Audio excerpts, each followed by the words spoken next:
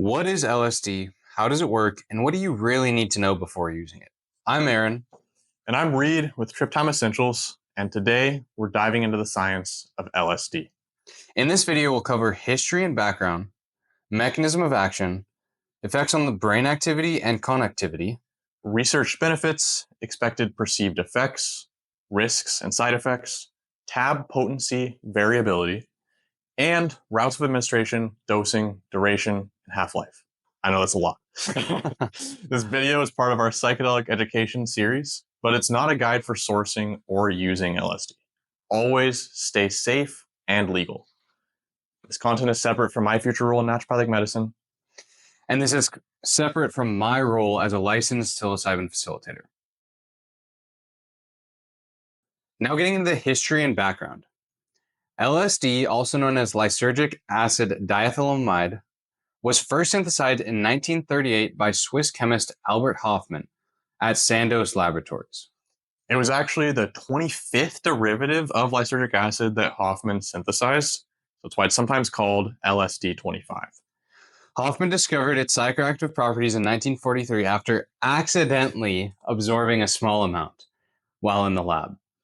This led to vivid hallucinations, marking the beginning of LSD's journey into both psychiatric research and popular culture. And that first experience is now remembered as Bicycle Day and celebrated on April 19th because Hofmann famously rode his bike home while tripping on LSD. By 1947, LSD was produced under the brand name Delicid or Delicid and distributed for free to researchers studying its potential. And in the 1950s and 60s, LSD was explored for psychotherapy, particularly for treating alcoholism and other mental health conditions, which we're going to dive way deeper. Mm-hmm. However, its strong association with the counterculture movement and figures like Timothy Leary led to a widespread recreational use in the United States and across the world in some ways, and eventual criminalization in the late 1960s. And while there's many theories about other reasons for the prohibition of LSD and all the psychedelics, we won't be diving into those here. Another important chapter in this whole realm is in the 1950s, the CIA used LSD in its MK Ultra program, experimenting with the drug for potential psychological warfare effects, especially on our own soldiers and prisoners of war. Yeah, and much about the experience, these experiments still remains unknown, but we do know that LSD was sometimes administered without informed consent. So like to random people, they'd be dosed with LSD. They wouldn't even know that they're being given, and they'd just be like watched. Pretty disturbing, honestly. And and they would do a lot of different things, like playing the same soundtrack, for hours on end. And again, some of these are more anecdotal type reports, not direct evidence, but it's pretty crazy, the MK Ultra trials. If you don't know much about them, definitely recommend checking it out. Yeah. One thing I have heard is that a lot of the results were unsuccessful. I mean, they were trying to use these things to like negatively influence people's psychology. And a lot of the time it just didn't work because we know there's a lot of positives from LSD. So as far as we know, a lot of their trials were unsuccessful, but a lot of documents related to the program were destroyed. Yeah. So yeah, pretty sketchy. Some people who went through them definitely have talked about mental issues afterwards, though. Yeah. But again, we don't know a lot. So a lot of this is theorizing too. And then continuing, so LSD is a classical psychedelic, right? Similar to psilocybin, DMT, and mescaline, its primary action is on the serotonin receptors, especially the 5-HT2A subtype. Specifically, it's called a mixed 5-HT2A and 5-HT1A receptor partial agonist with strong activity at 5-HT2A receptors on neocortical pyramidal cells. These are the neurons in the most advanced region of the mammalian brain, the neocortex, which is heavily involved in generating consciousness. Unlike psilocybin, though, which is another classical psychedelic, which has a much weaker activity at the 5-HT1A receptors, LSD's potent 1A activity may contribute to its antidepressant effects and possibly its anxiolytic effects as well. But LSD doesn't stop there. It also acts on dopamine receptors, which is pretty unique. Mm-hmm. It activates dopamine D2 receptors with a potency similar to its 5-HT2A action. It's weaker at the D3 and significantly weaker at dopamine D1 receptors. But D2 activation may contribute to elevated mood, increased movement, and enhanced feelings of reward. Yeah, now the dopamine effects are complex. D2 receptors tend to be more inhibitory, while D1 receptors are more excitatory, but that's a pretty broad generalization.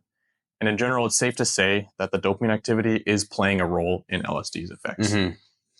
Again, primarily acting on those serotonin receptors, though. Yeah. One fascinating study found that LSD's receptor activation is time dependent. In rats, 5-HT2A activation dominates 15 to 30 minutes after dosing, but after 90 minutes, D2 receptor activation becomes more prominent. This may explain partly why LSD's effects often peak around 90 minutes to 2 hours. And again, we're going to get more into the timeline and how this varies depending on how it is dosed. Yeah. And finally, LSD also strongly activates adrenergic alpha 1A receptors, or also known as like the receptors that norepinephrine binds to, or adrenaline. Same thing, which contribute to the stimulating effects overall, and definitely plays a role in the effects of LSD. Yeah. And now getting into the effects on brain activity and connectivity. A 2018 study found that LSD reduces communication among brain areas involved in planning and decision making, but increases communication between sensory and motor areas. And those subjects whose brains showed the greatest sensory motor connectivity reported the strongest LSD effects on thought and perception. Interestingly enough, another study found functional connectivity across the brain and LSD, especially between the thalamus, right, the brain's sensory relay station, and the cortex. So yeah, this heightened connectivity may explain partly why LSD is so profoundly enhancing the sensory experiences, including sight, sound, touch, and smell. So we're really just seeing more linking between these brain regions that aren't normally this in touch with each other. And then continuing, another review article also noted several other brain changes going on with LSD. So one of these was increased coordination and integration across brain networks. Again, we do see this commonly with other classical psychedelics as well, right? This kind of communication going on with the brain. But we also saw increased brainwave coherence, greater connectivity between the frontal cortex and the limbic system, right? This emotional processing center, and synchronized activity between the brain's left and right hemispheres. Yeah, so pretty interesting, just all around. These psychedelics in general, like you said, tend to improve connectivity and light up regions of the brain in connection with each other that don't normally match up. And remember too that you don't necessarily need psychedelics to have this connection, right? There are some activities that can, for example, light up both the left and right side of the brain, like playing an instrument while reading scripts, right? I've heard that also kind of activates this both left and right side of the brain. So you can do this without psychedelics, and those are also ways of getting neurogenesis. And meditation is one thing that's really been shown to light up similar regions on brain scans as well. Yeah. If you're enjoying all this information so far, please click the like button and subscribe to our channel. It helps us grow and bring you more science-based psychedelic content. Now hopping right into the researched benefits. While research is still ongoing, LSD does show promise for several therapeutic applications. A big one is for alcoholism.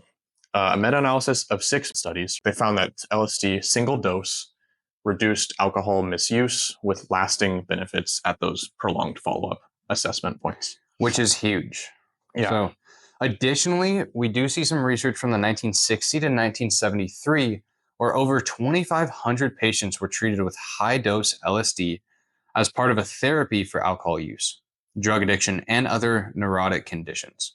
I will pause here and also mention Bill Williams from AA, the founder. You know, a lot of it's really interesting because there's actually research around that. In the 50s, I believe he was a part of one of these trials. Might have been in the early 60s.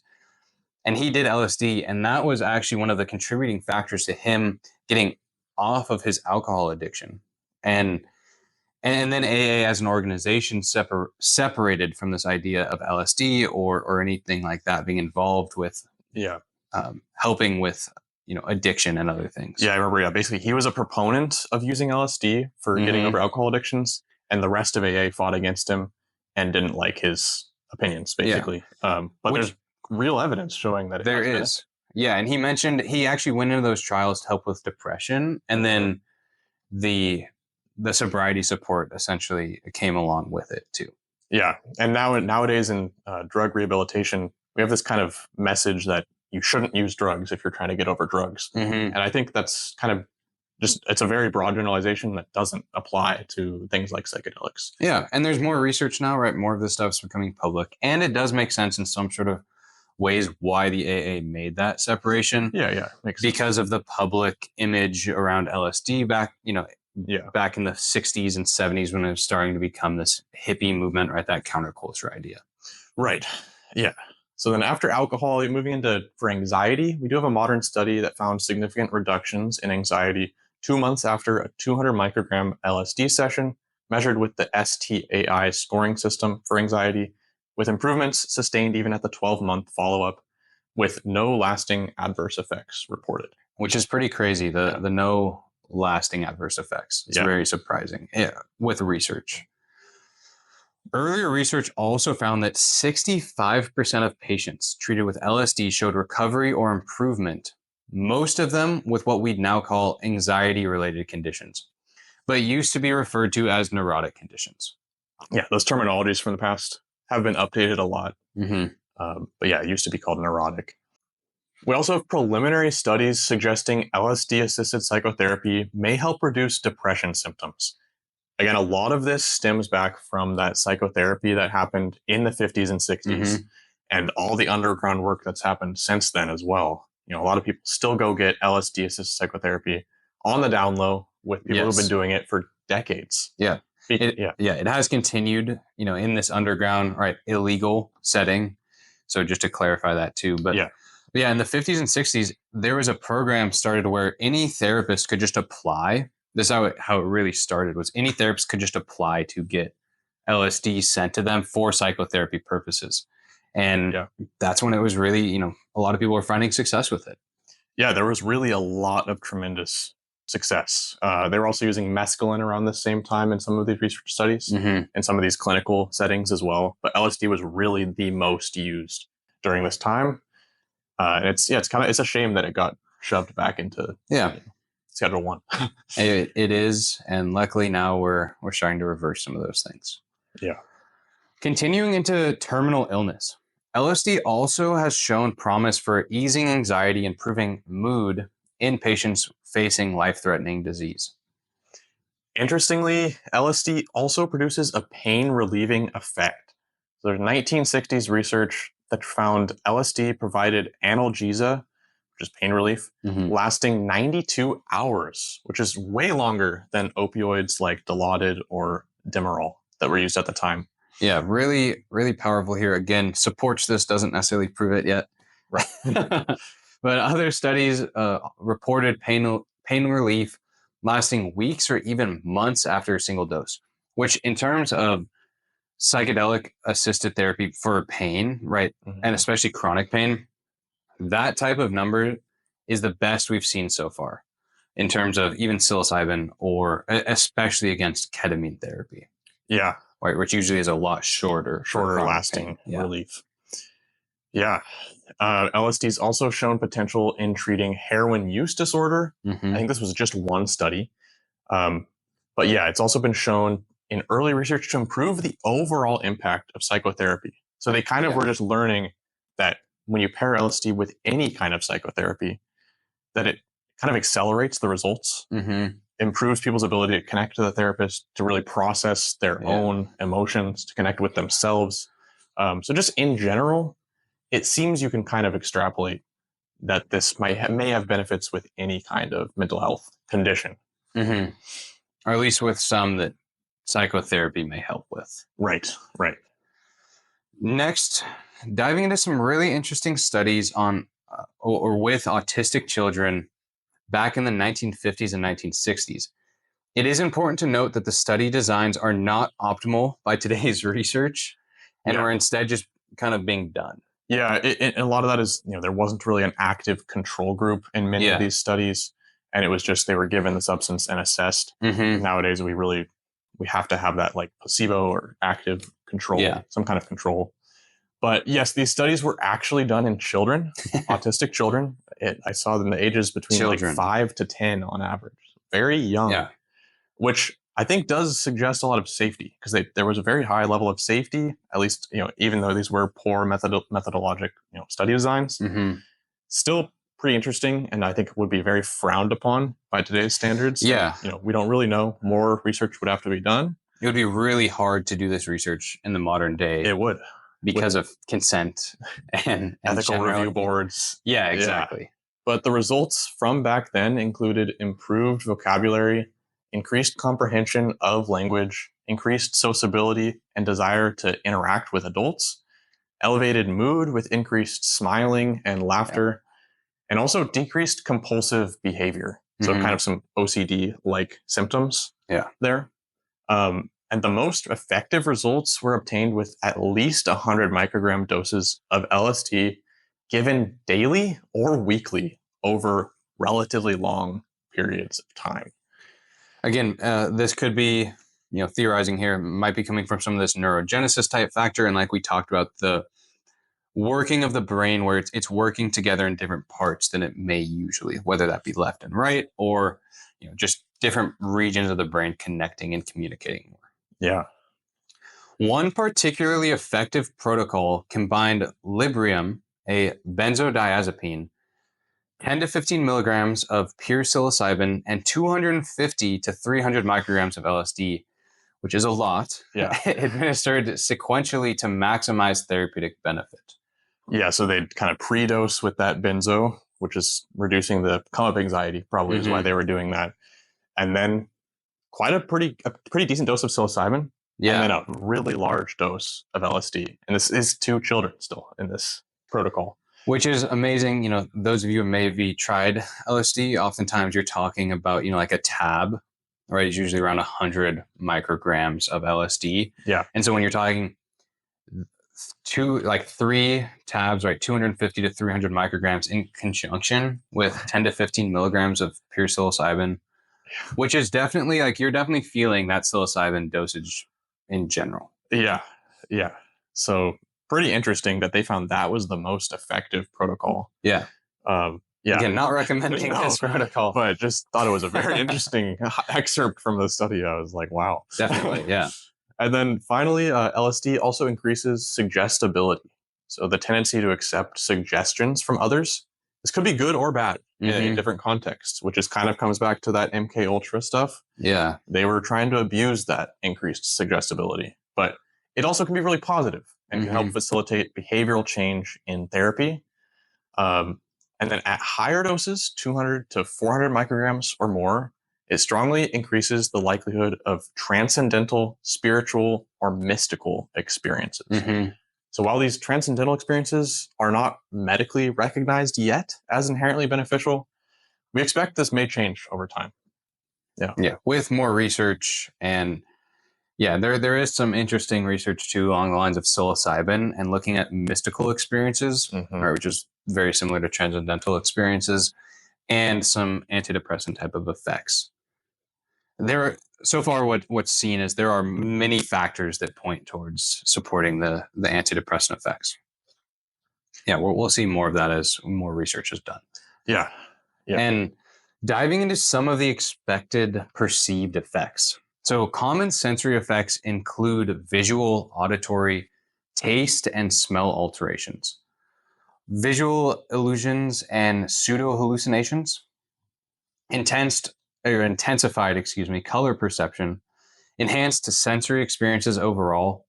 And a lot of these are very similar to psilocybin. And so when we talk about this, right, legal facilitation industry, we will go over a lot of this. And like you mentioned, the kind of ability to persuade people or influence their behavior in a lot of ways.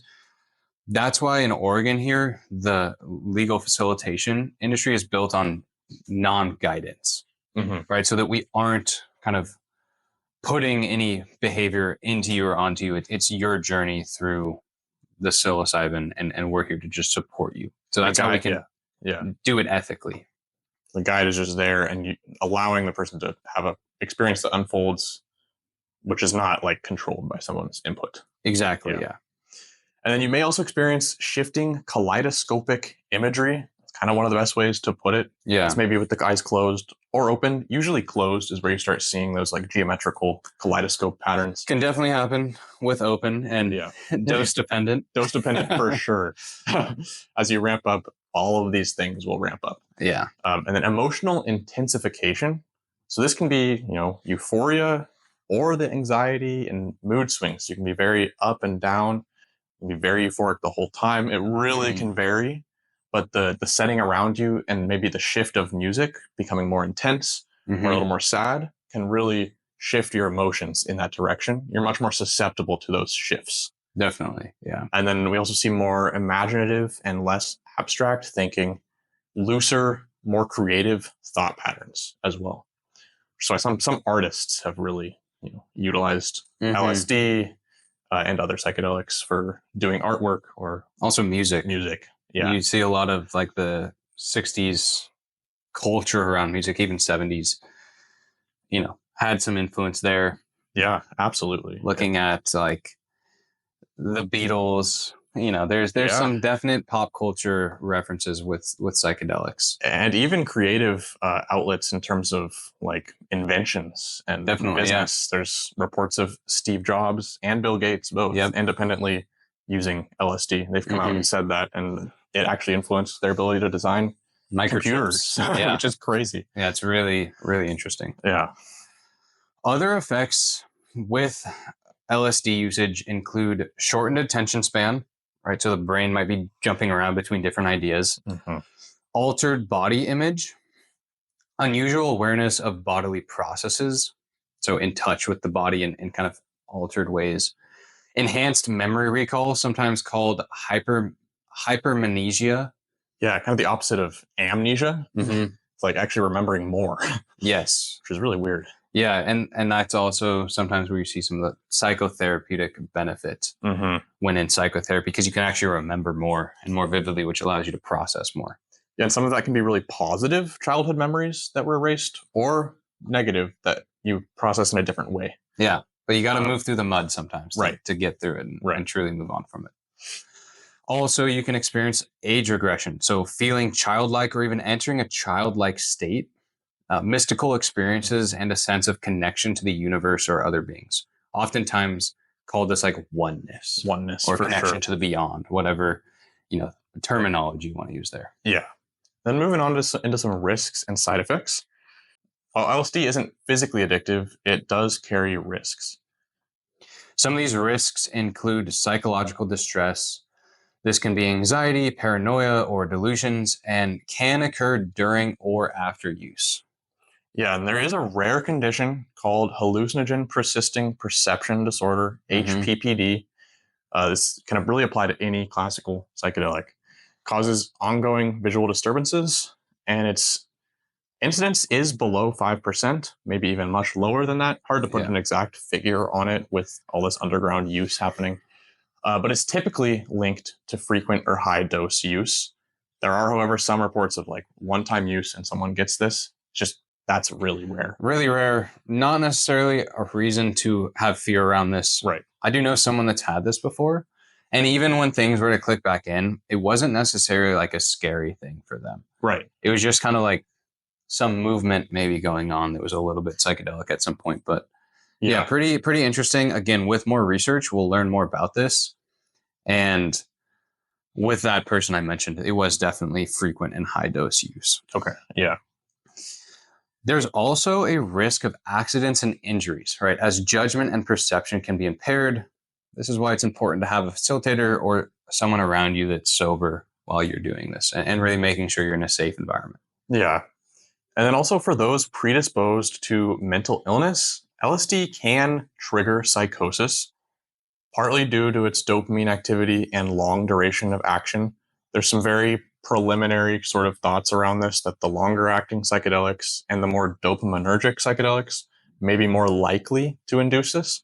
It's still rare, but kind of as a generalization, if someone has past history of psychosis or mania or family history, a lot more caution is warranted. At least a pretty big yellow flag, especially when you start talking about psychosis. Although, again, more research is needed to be done here. Yeah. But for the safety side, that's definitely a yellow or red flag. Right. Temporary depression after LSD sessions is possible as well, according to some research. A 1958 review identified 3 potential causes. So, one was difficulty integrating traumatic material from the session. So this is a real thing, right? Trauma from psychedelic experiences. Again, if you do it in a safe and intentional way with having like a facilitator or someone to process with, this is extremely rare. But it can also occur from feeling overwhelmed by the effort required to make life changes, or by emotional come down after a transcendental experience. Yeah, sometimes people just really wish they could stay in that state. So, I mean, it is quite rare to have this come down. More commonly, you'd see an afterglow. With most psychedelics, there tends to be this kind of afterglow where you feel better for days, weeks, even months afterwards. But it is possible to kind of feel a little bit down and sad after it ends. And honestly, some people with like psychedelic therapy need a couple of sessions to really make that change, because maybe afterwards they snap right back into some of those depressant type ways. But with some more integration and possibly another session, those can really help too, with kind of prolonging the effects so that you don't snap right back out of it. And maybe it just takes a little bit more rewiring for certain people. Yeah, and a lot of it is making those changes in life, those habits. Because we're so ingrained with our day-to-day life, the things we do, the negative things we do day to day. And like you said, it may take a few reboots. Definitely. So, yeah.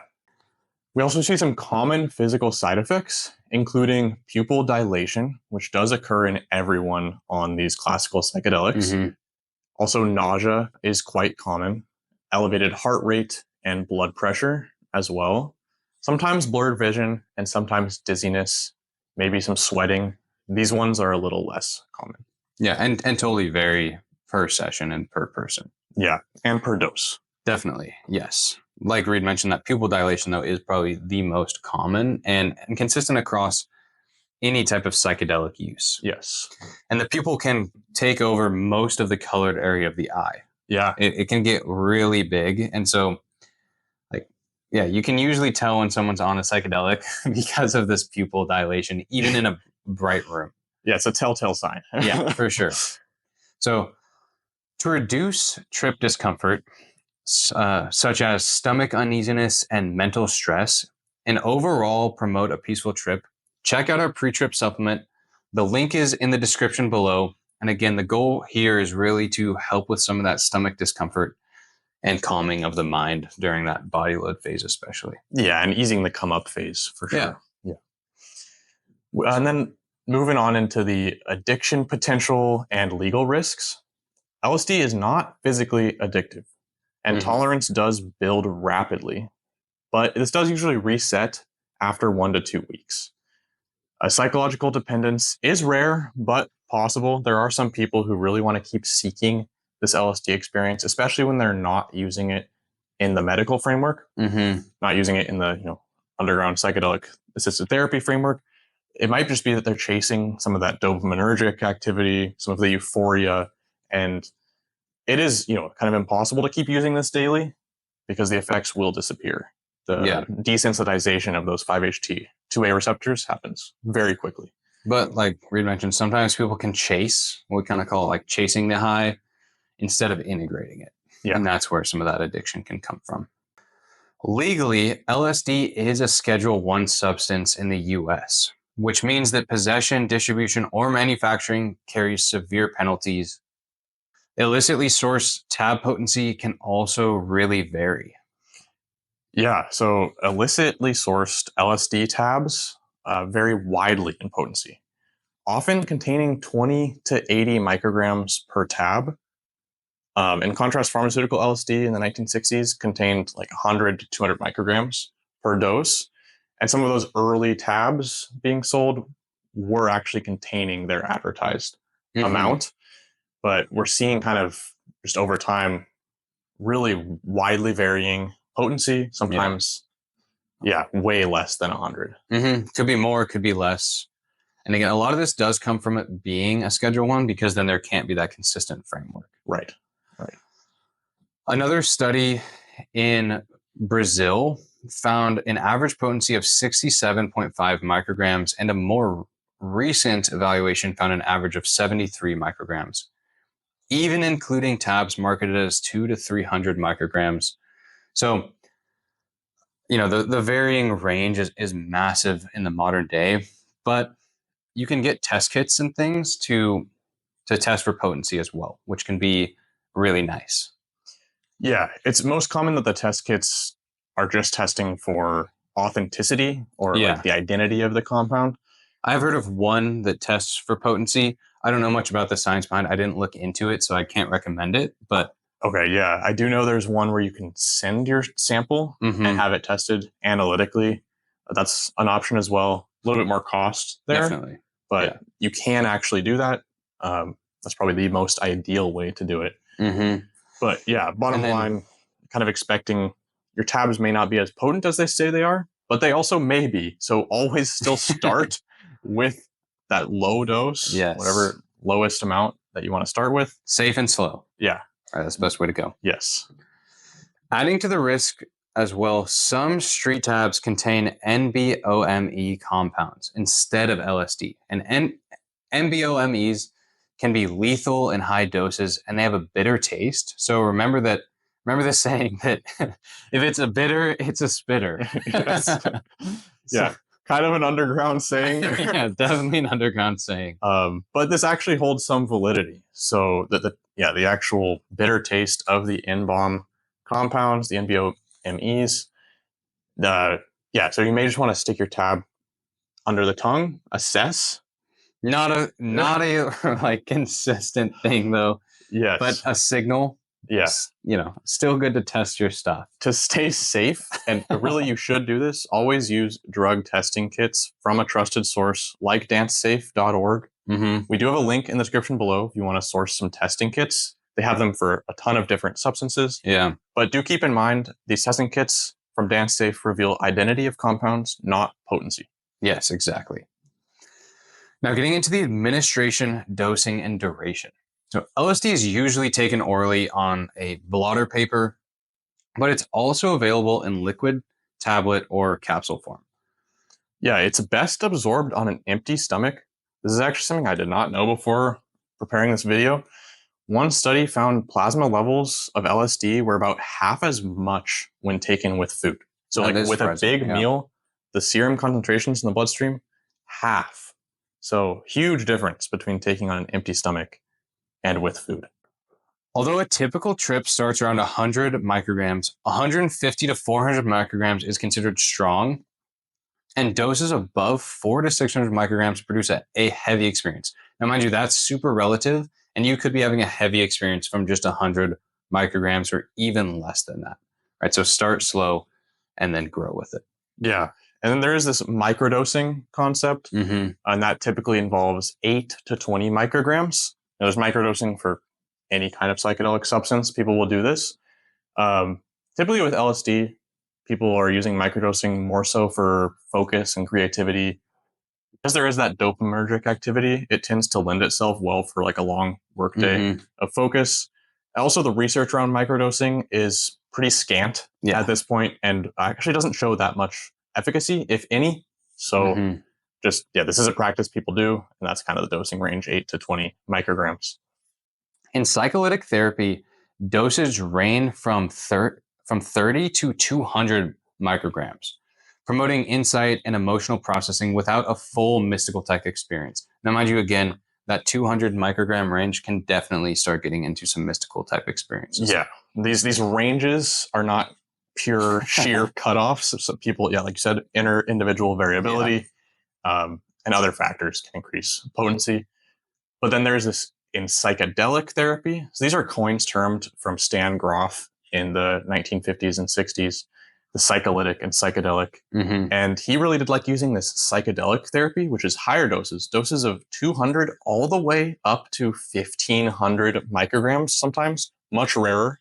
Usually that range is between 200 to 500, maybe 600, but there are cases going really high, which with the goal of inducing transcendental experiences, often in 1 to 3 carefully guided sessions, whereas in the psycholytic therapy, it's actually a lot more sessions they were doing at the lower doses, really working within kind of regular psychotherapy model. This psychedelic therapy is really seeking those experiences. So a little bit different mechanism going on here. Yeah. Effects begin within 30 to 90 minutes and usually peak at 2 to 4 hours. And they can definitely last up to 12 hours too. So LSD is a lot longer lasting than things like psilocybin. So something to be aware of, right? You got to definitely plan your whole day around Entire something day. like this. And really maybe even day after. Yes. Yeah. At those upper echelon dose ranges, that 12-hour can extend to 16. Really at those really high. Yeah, at the really high. But in general, we hear that number 8 to 12 hours, with 8 usually being those lower doses. And then the half-life of LSD is actually really short. It's around 3 hours, ranging from 2 to 5 hours. But subjective effects last much longer, as we just said. And this is due to the prolonged receptor activation from LSD's highly potent binding profile. It actually changes the shape of the receptor. It's kind of sticking it in an on state. So that's why we have such long effects compared to the half-life. LSD is metabolized in the liver and excreted by the kidneys. So in it, its metabolites can be detected in urine for 2 to 4 days, although LSD isn't typically screened for in routine drug tests. So a lot of information here, I know. Yes. Hopefully some good nuggets in there for you. But this wraps up our deep dive into LSD, lysergic acid diethylamide. If you have questions we didn't cover, drop them in the comments below. We read and reply to as many as we can. And if you found this helpful, please give us a like and subscribe. It really helps us grow and continue bringing this evidence-based psychedelic education and harm reduction. See you next time. And as always, elevate your trip.